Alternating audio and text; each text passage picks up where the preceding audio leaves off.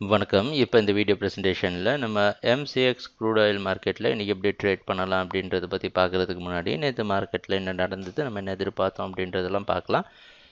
நீங்கள் பார்த்துட்ருக்கிறது க்ரூட் ஆயிலோட 7 நிமிஷம் candle stick chart. இந்த கேண்டில் ஸ்டிக் தான் நேற்று மார்க்கெட்டோட ப்ரைஸ் ஓப்பனிங்.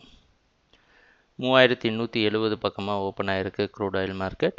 நம்ம என்ன எதிர்பார்த்தோம்னா மார்க்கெட் வாட்ச் பண்ணலாம். ஒரு சரியான இடம் கிடைச்சதுக்கப்புறம் இல்லை ஒரு கரெக்ஷன் எதிர்பார்த்துட்டு இருந்தோம், அது நடந்ததுக்கப்புறமா மார்க்கெட்டில் ட்ரேடிங்கை ஸ்டார்ட் பண்ணால் நினச்சிருந்தோம்.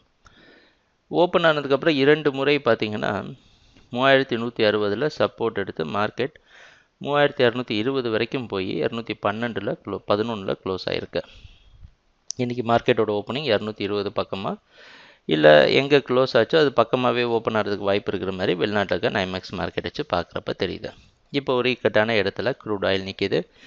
எதிர்பார்த்த அளவுக்கு கரெக்ஷனும் நடந்தாச்சு. இதுக்கு மேலே கரெக்ஷனுக்காக வெயிட் பண்ணணுன்னு அவசியம் கிடையாது. இப்போ நம்ம ஏதாவது ஒரு ட்ரேடிங் டெசிஷனை முடிவை எடுத்தாகணும்.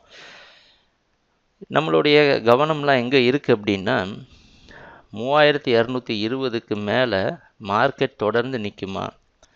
இப்போ சொல்லப்போனால் ஓவரால் ட்ரெண்ட், அதாவது மொத்த ட்ரெண்டும் டவுனில் இருந்திருக்கு. அதுக்கப்புறமா ஒரு கரெக்ஷன் நடந்திருக்கு. இதுக்கப்புறமா என்ன நடக்கும் அப்படின்றது 2 விஷயம் நடக்கலாம். ஒன்று, அது டவுன் ட்ரெண்டு, அதாவது மார்க்கெட்டோட லாங் டேர்ம் டவுன் ட்ரெண்டை கண்டினியூ பண்ணலாம். இல்லை அது ஷார்ட் டேர்ம் பையிங்க்கு போகலாம், தற்காலிகமாக பையிங்க்கு போகலாம்.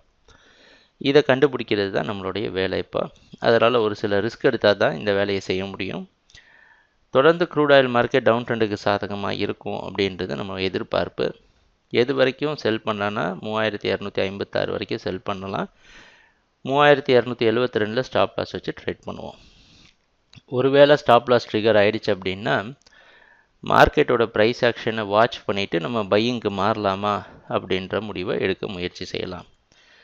முக்கியமான விஷயம் என்னென்னா, இந்த 3200க்கு மேலே ப்ரைஸ் எப்படி ரியாக்ட் ஆகுது அப்படின்றத பார்க்காம நம்ம உடனடியாக ஒரு பையிங்க்கு மாற முடியாது. ஏன்னா ட்ரெண்ட் அப்படின்னு சொல்லப்படுறது சட்டுன்னு மாறாது. அதனால் கொஞ்சம் பொறுத்து தான் நம்ம முடிவு எடுக்க வேண்டியதாக இருக்குது. அதனால் பார்த்து கவனமாக ட்ரேட் பண்ணுங்கள். ட்ரேடிங் நடக்கிறப்ப பார்ப்போம் என்னென்ன மாற்றங்கள் வருதுன்னு. எங்கள் வீடியோ ப்ரெசன்டேஷனை தொடர்ந்து பார்த்துட்டு வந்ததுக்கு மிக நன்றி, மகிழ்ச்சி, வணக்கம்.